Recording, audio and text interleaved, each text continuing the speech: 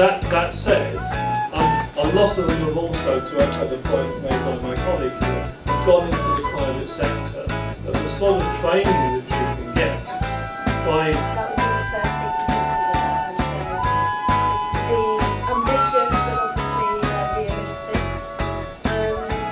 But also those who can demonstrate... get the job after finishing the university. But yeah, the time was not good. I mean, economic situation was not good at the time. So some students cannot find a job at the time. But now, I spoke to one of the ambitious tutors about this and just asking them, well, what makes a good personal statement and what makes it stand out. So for example, if you would say, I want to study international relations, it's a huge investment for you to make. So don't just say, oh, international relations sounds quite fun. Because you don't want to get there. Peace studies as an area is concerned with issues of conflict and insecurity and how to resolve those. And in that sense, it spills over into issues. Academically, from perhaps in international relations, peace studies, development, and they're worried, thinking that they wouldn't be able to come onto the course. We would actually recommend maybe a pre-master's program, something like that. There's an NCUK program that comes here, which develops your academic skills and also your Well, some students have really good IELTS score, like IELTS 7.0 or something, but it doesn't mean if you have IELTS 7.0.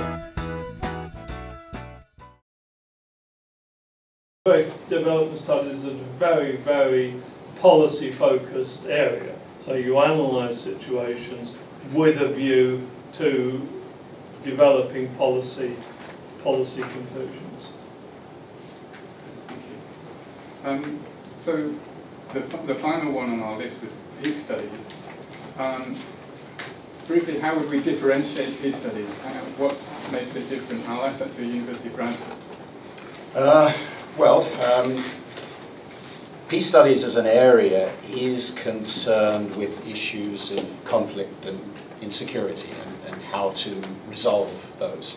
And in that sense, it spills over into issues of international relations and develop. So again, it's the focus. I mean, in terms of the way the subject is evolved, it's predominantly from a political science perspective, but not necessarily exclusively in that way.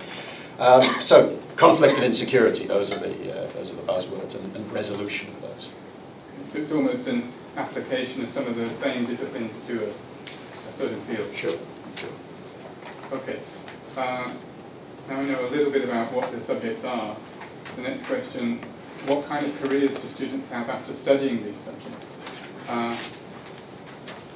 Could I ask the University of Leeds to give me some suggestions? Yeah, sure. I mean, students at Leeds who've done international relations and global development have gone on to a whole range of jobs, including working for NGOs, the World Bank, the UN, policy development.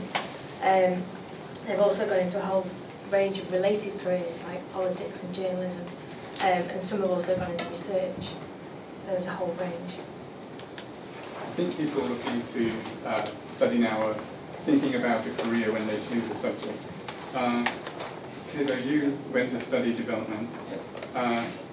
How did you think about a career when you were studying and afterwards? Yeah, especially Japanese. So my friends, most of which are related with the JICA, Japan International Corporation.